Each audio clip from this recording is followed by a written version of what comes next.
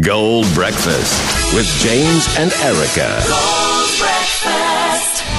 7 to 8, greatest hits of all time. This is Gold. There's a new feature. See, the thing is, when I sit in for James asked me just to trial a few new things for the show. Oh, cool. That then you can go ahead with. And it's a new feature which is called Erika is Jealous. So the first one, let's just see how it goes. So Erika is Jealous.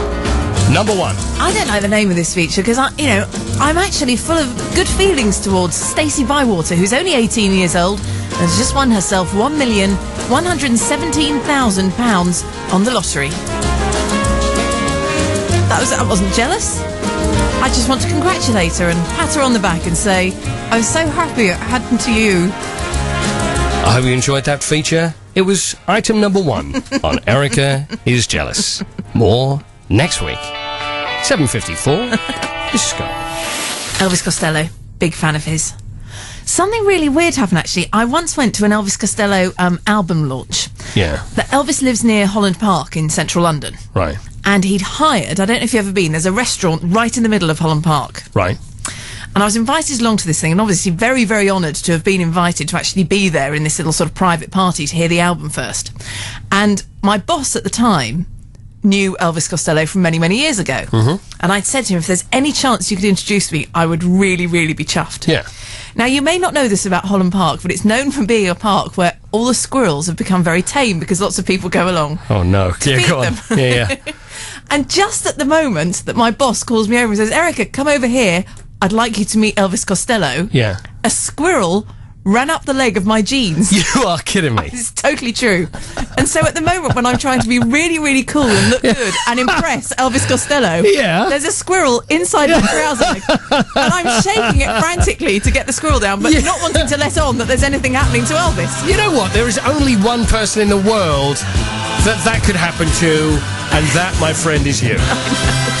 Do you reckon Elvis probably still tells that story now? I made an impression, let's just say that. I love the story.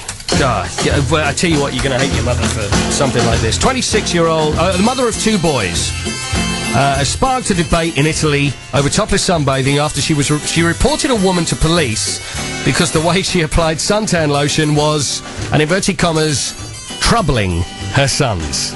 What do you think troubling means there? Troubling, the 26-year-old woman, identified only as Luisa under Italian privacy laws, was questioned by officers after they were brought to the scene by the mother. She'd initially asked the woman, an assistant in a fashion store, to cover herself up as her ample breasts and the act of rubbing cream on her body had troubled her sons. The word is troubled, aged 14 and 12.